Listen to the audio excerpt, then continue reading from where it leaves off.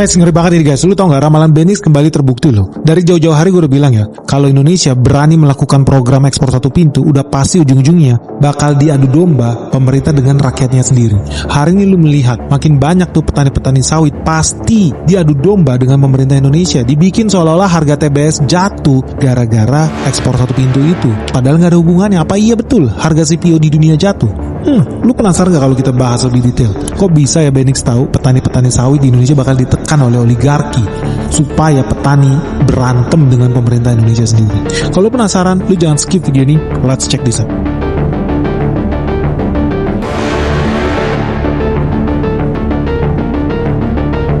Jadi teman-teman, sebelum kita bahas lebih detail tentang perlawanan oligarki mafia-mafia internasional yang berkantor di Singapura, gue mau bahas dulu tentang badan ekspor satu pintu ini bener atau enggak sih. Kenapa? Karena sebetulnya ya banyak orang bilang ini bahaya nih, bisa jadi korupsi nih, kebocoran banyak nih, terkonsentrasi di satu monopoli, nggak boleh kita bikin itu. Oke, nanti kita bahas lebih detail, tapi gue mau bahas dulu guys, kenapa ini penting buat kita lakukan. Karena kemarin kita udah kupas tuntas, ternyata negara Indonesia bocor ribuan triliun selama 34 tahun terakhir karena duit sumber devisa, penjualan batu bara, penjualan mineral, timah, CPO dan lain sebagainya. Ternyata yang nikmatin bukan rakyat Indonesia yang katanya sumber daya alam negara kita, ternyata yang menikmati rakyat Singapura. Nah, kenapa jadi menarik ketika lahir lembaga ekspor satu pintu? Karena ternyata udah nggak bisa lagi orang-orang mau kadalin, bilang nilai barang gue cuma $1.000 padahal $1 juta. Dulu lu bisa ngadalin, sekarang karena udah satu pintu lu nggak bisa lagi begitu. Dan ini sebetulnya ada contoh kasus menarik loh dari Arab Saudi, negara yang juga kaya sumber daya alam dan dulu juga dikadalin kayak Indonesia.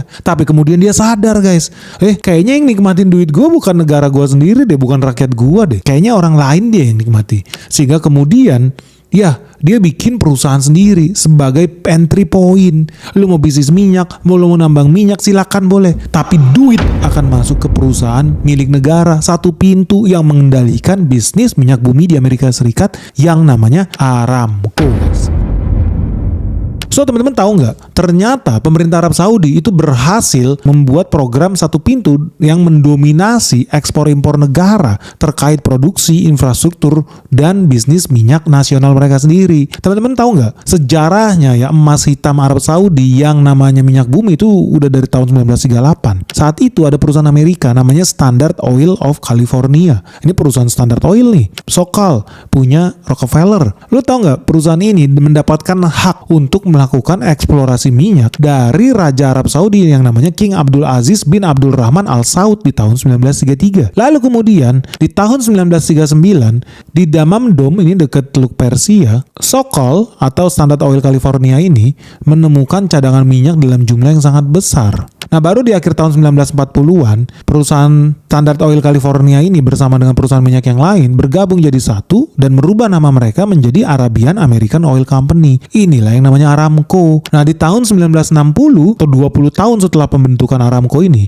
negara Arab Saudi bergabung dengan OPEC. Ini organisasi kartel negara-negara penghasil minyak bumi di dunia ini. Nah, salah satu goal utama OPEC itu adalah menjamin kestabilan supply dan harga minyak dunia guys. Dan bukan rahasia lagi kalau negara Arab Saudi itu sudah dibuktikan oleh sejarah adalah negara yang paling berpengaruh di OPEC dan bertanggung jawab untuk mengendalikan harga minyak dunia. Tapi gimana ceritanya ya? Kok Arab Saudi bisa sepowerful itu? Ternyata ada hubungannya dengan Perang Dunia II yang mengakibatkan produksi minyak di seluruh dunia itu banyak yang terganggu. Namun setelah Perang Dunia II berakhir, Arab Saudi berhasil meningkatkan produksi dan ekspor minyak bumi dia. Di tahun 1970, negara Arab Saudi menjadi negara dengan ekspor minyak terbesar di dunia. Nah, inilah menandai era baru, pergeseran pengembangan ekonomi di Timur Tengah. Nah, sayang seribu sayang ternyata mayoritas kekayaan itu bukan untuk Arab Saudi, tetapi dinikmati oleh perusahaan asing yang ujung-ujungnya duitnya nggak masuk ke kas negara. Baru tahun di 1980 lah, negara Arab Saudi mereka ambil penuh, diakuisisi penuh nih manajemennya Aramco. Barulah setelah ini nama perusahaan berubah menjadi Saudi Aramco dan mereka mulai melakukan eksplorasi skala besar untuk menemukan sumber-sumber minyak baru. Nah, inilah inilah era di mana Arab Saudi punya industri minyak berkualitas internasional dan berhasil membawa perekonomian kerajaan Arab Saudi ke tingkat yang paling tinggi, guys. Nah, teman-teman penasaran nggak kenapa bisa-bisanya Aramco itu bahkan kemarin sempat IPO, menjadi IPO yang paling besar, paling banyak, paling gede di dunia. Dan itu BUMN loh. Bisa sukses, berhasil, kaya raya loh. Dan mereka berhasil bisa lakukan itu. Ternyata kalau lu lihat strukturnya Aramco, ya mereka konsolidasi ekspor satu pintu juga. Jadi sama kayak yang dilakukan Indonesia, belakangan ini kita mau coba lakukan itu buat banyak komoditas. Saudi udah lakukan itu dari berpuluh-puluh tahun lalu karena mereka udah punya pengalaman diadu domba dan dikadalin sama Barat itu berulang-ulang. Nah disitulah Arab Saudi mulai bikin sistem baru di mana sumber daya alam di bawah tanah Arab Saudi adalah milik negara, bukan pemilik lahan seperti di Amerika atau milik perusahaan penambangan. No, Saudi Aramco adalah perusahaan negara yang memegang hak eksklusif atas eksplorasi dan produksi minyak bumi di Arab Saudi berdasarkan konsesi yang diberikan pemerintah. Artinya nih, lu boleh punya perusahaan asing duit triliunan, tapi lu tidak akan bisa sepenuhnya memiliki perusahaan tambang minyak sendiri nih di Arab Saudi. Nggak bisa, karena ujung-ujungnya Aramco yang punya konsesi nasional atas seluruh cadangan minyak Arab Saudi. Perusahaan asing bisa masuk, ya, tapi hanya melalui skema joint venture dengan Aramco atau hanya sebagai kontraktor atau service company. Ujung-ujungnya keuntungan dan penjualan minyak yang ngatur ya Aramco. Jadi kalau teman-teman ya, di sini kan pasti banyak juga orang Indonesia yang kerja di Timur Tengah, kerja di Arab Saudi. Banyak teman-teman gue kerja di Schlumberger, di Halliburton dan lain sebagainya. Lu tahu nggak? Mereka itu lu anggap sebagai perusahaan hebat, tapi sebetulnya kalau lu lihat strukturnya lebih dalam lagi, mereka itu cuma kuli, guys. Mereka itu cuma vendor. Ya, mereka lakukan eksplorasi. Ya, mereka melakukan pengeboran. Ya, mereka melakukan penambangan. Tapi sebetulnya perusahaan-perusahaan minyak ini beroperasi di Arab Saudi, ini khusus ya. Di Arab Saudi mereka itu beroperasi cuma sebagai konsultan, sebagai vendor, sebagai perusahaan penyedia jasa teknis. Ya pengeboran, survei seismik, delivery dan lain sebagainya lah. Itu yang mereka lakukan. Jadi mereka nggak bisa ngebor sendiri terus ekspor ke Jerman, nggak bisa. Karena mereka itu cuman vendor, dibayar sama Aramco buat ngebor. Minyaknya punya siapa? Bukan punya Halliburton, bukan punya Schlumberger, no.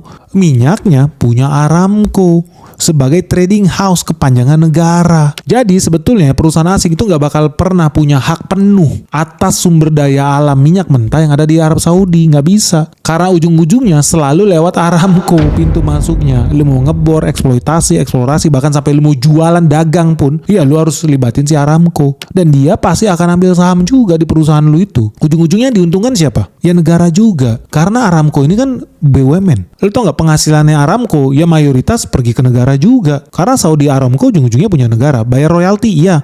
Kalau harga minyak di atas $100 per barel, mereka bayar royalti itu hampir 80% ke negara. Pajak penghasilan ya Aramco, khusus untuk Aramco itu bisa 50% dari keuntungan mereka. Mereka harus kasih ke negara lagi. Belum lagi lewat dividen. Jadi negara, pemerintah itu punya 90% sahamnya Aramco. Jadi tiap kali Aramco pun profit, bagi dividen yang menikmati siapa? Ya pemerintah juga. Dan ini sebetulnya contoh sukses di mana trading house yang dimiliki oleh sebuah negara berperan aktif, profesional, itu ujung-ujungnya bisa memperkaya rakyatnya juga, memperkaya bangsanya juga. Karena di sini intinya ya, lu bisa lihat Aramco itu lebih berfungsi sebagai operator atau ya kendaraannya negara lah buat mengelola minyak, guys. Jadi dia bukan pemilik sejati terhadap keuntungannya sendiri. Karena revenue minyak Saudi pada dasarnya adalah revenue negara yang kemudian akan digunakan untuk membiayai semua benefit ke warga yang kita bahas kemarin nih, guys. Contohnya ada Sakani, ada Sanet, BLT, bantuan langsung tunai, lu dibayarin kalau sakit, dikirim obat ke rumah lu, itu semua dapat dari mana? Dari duit minyak. Jadi kayak sumber daya alam, iya. Rakyat diuntungkan, iya. Nah kita bisa nggak punya begitu? Nggak bisa, karena yang diuntungkan rakyat Singapura. Bocor kita punya devisa itu kemana-mana, guys. Makanya lo harus tersinggung. Dan gue udah bilang dari jauh-jauh hari, kalau pemerintah berani nih melawan oligarki Singapura, siap-siap kita bakal diadu domba dengan petani-petani yang ada di bawah. Petani sawit, gue yakin pasti akan digerakkan dan ternyata jadi kenyataan. Mereka harga TBS jatuh parah. Padahal apa harga CPO di dunia apakah jatuh? Tidak. Dan kita di sini harus siap-siap. Serangan akan semakin masif, guys. Karena Indonesia akhirnya berani berdiri tegak melawan negara Singapura. Dan ini juga ekspor satu pintu ya. Itu bukan cuman Aramco yang sukses, Arab Saudi. Lu tau gak Qatar juga lakukan itu, satu pintu khusus LNG mereka. Jadi mereka punya perusahaan nih namanya Qatar Energy. Ini perusahaan BUMN juga sama, markasnya di Qatar, yang bertanggung jawab buat seluruh aktivitas minyak dan gas yang ada di Qatar. Ya sama juga modelnya sama dengan Aramco. Jadi banyak perusahaan-perusahaan yang mau ngebor buka sumber daya alam minyak di sana, harus bikin joint venture sama negara. Karena ujung-ujungnya perusahaan BUMN Qatar Energi inilah yang bakal memanage nih proses eksplorasi lah, produksi lah, refining lah, marketing. Itu semua value chain mereka yang pegang. Nah, perusahaan ini dulu namanya Qatar Petroleum. Barulah kemudian di tahun 2021 berubah menjadi Qatar Energi yang sudah menjadi pemain besar di bidang energi dunia, guys. Nah, metodenya juga sama. Ujung-ujungnya apa ya? Satu pintu juga. Guys, ngeri banget ini guys. Perang di Timur Tengah tambah panas dan ujung-ujungnya harga minyak dunia pasti tambah naik. Artinya nih bakal makin banyak loh perusahaan-perusahaan di Indonesia yang tambah rugi, tambah nyungsep. Termasuk juga saham-saham yang ada di IHSG guys. So terus gimana nih caranya supaya lu nggak tambah rugi, lu nggak tambah miskin, lu nggak tambah nyungsep lebih dalam lagi guys? Sebetulnya caranya gampang guys, karena ada di Sekolah Saham BENIX season 10 yang resmi dibuka lagi nih. Nah di sini seru banget guys, karena kali ini lu bakal belajar ya cara menghindari saham-saham yang pasti tambah nyungsep, yang pasti tambah rugi. Dan bukan cuma itu, lu juga bakal belajar cara menemukan nih saham-saham yang bakal diuntungkan justru ketika dunia tambah panas. So buat teman-teman nih, buat kamu-kamu yang masih pemula, masih newbie, masih beginner di dunia saham, dan lu pengen belajar gimana sih cara investasi yang benar dari nol, nah inilah momen yang paling tepat, ini saat yang paling pas guys. Kenapa? Karena bentar lagi market crash sudah ada di depan mata guys. Kita menuju detik-detik yang menegangkan. Apalagi ya, suku bunga di Amerika Serikat bakal makin naik tinggi loh. So, kamu pengen tahu nggak sih? Kamu pengen bisa ngerti nggak sih? Perusahaan mana yang layak buat diinvestasikan, mana yang tidak layak sama sekali. Nah, lu nggak usah khawatir karena semuanya bakal kita bahas tuntas di Sekolah Saham BENIX season 10 ini. Karena cuma di sini ya kita bakal belajar bareng cara membaca laporan keuangan, ekonomi makro, sektor-sektor unggulan yang ada di IHSG, sampai perusahaan-perusahaan yang bisa jadi penggerak bursa efek Indonesia, guys. Apalagi di sini juga ada sesi Ask Me Anything ya. Sesi di mana lu bisa bebas tanya apa aja ke BENIX langsung soal dunia saham dan investasi. So, tunggu apa lagi nih? Yuk, segera daftarin dirimu sekarang juga. Hubungin WhatsApp admin kita Michelle di 0811 868 959. Atau lu bisa kunjungin website kita juga di www.sekolahsahambenix.com. Oke guys, sampai ketemu ya. Salam sehat, salam cuan.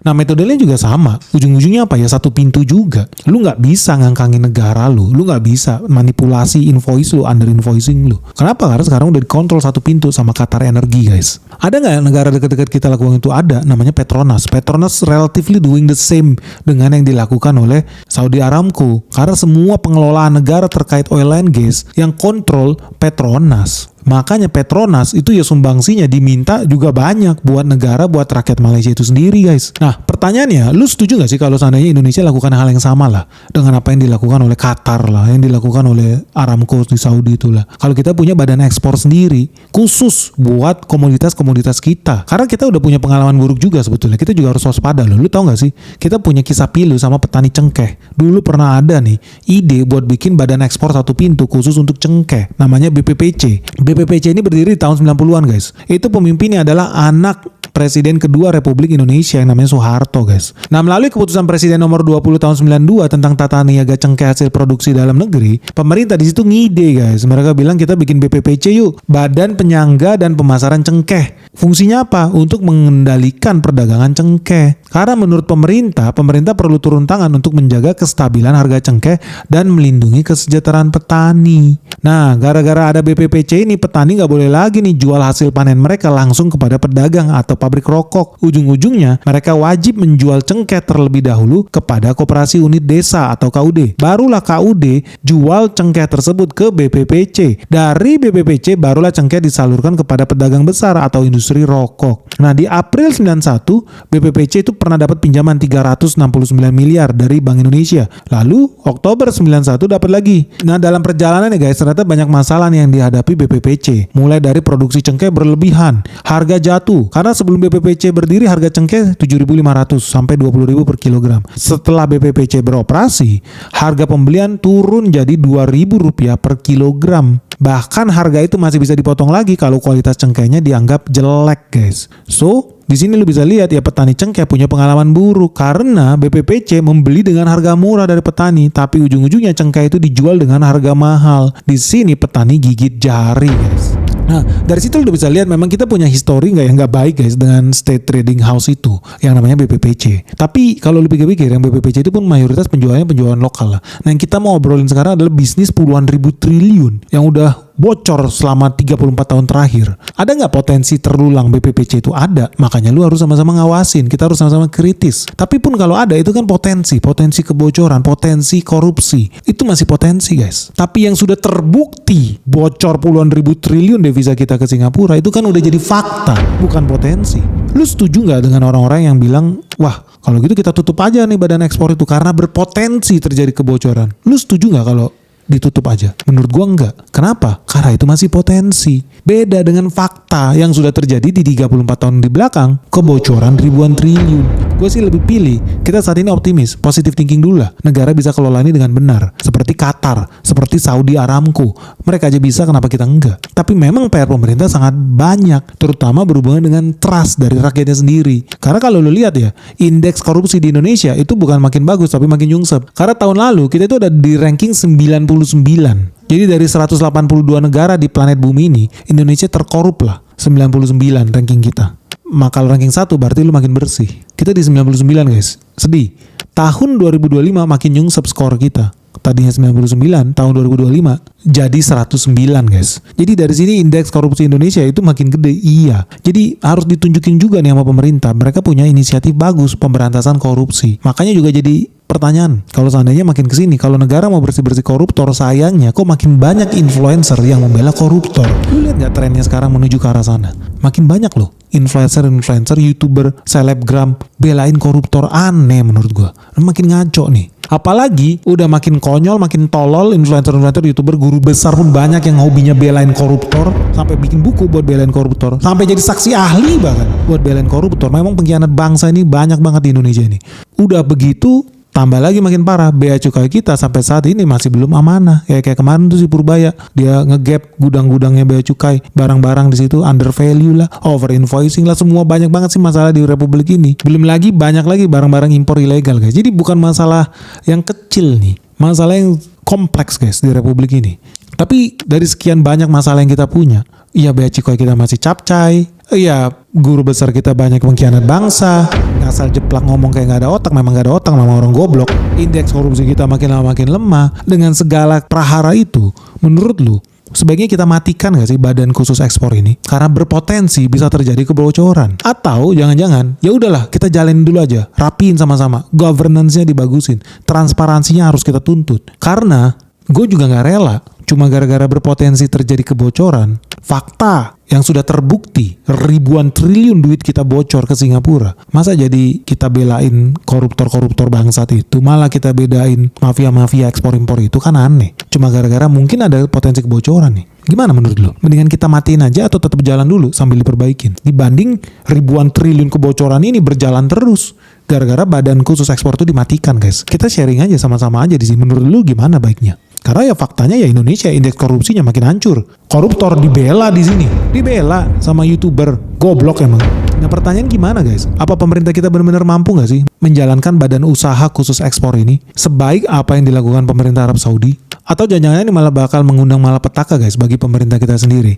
Karena ya nanti pemerintah akan berhadapan dengan oligarki lokal, dengan mafia ekspor impor, dengan oligarki internasional, dan dari negara yang dirugikan kalau Indonesia jalanin program ekspor satu pintu yang namanya negara Singapura. Selama ini mereka duduk-duduk manis, terima duit aja. Nggak perlu buka lahan, nggak perlu mupuk pohonnya, nggak perlu beli alat berat nambang sawitnya, nambang batu baranya. Nggak perlu duduk manis terima duit. Tersinggung mereka. Mereka akan semakin aktif menyerang Indonesia. Udah pasti mereka wajib menyerang Indonesia. Dan ini gue udah kasih tahu dari berbulan lalu. Siap-siap ya guys. April, Mei, Juni, Juli nilai tukar Indonesia terhadap Singapura dolar bakal makin hancur, makin parah. Hari ini terbukti guys. Kenapa? Ya karena negara mereka akan ketahuan belangnya guys. Jadi gimana nih guys? Dilematis nih posisi pemerintah. Kalau dia tutup, negara kita rugi ribuan triliun bocor devisa ke Singapura. Tapi kalau kita tetap jalanin program ekspor satu pintu, kita bakal diserang.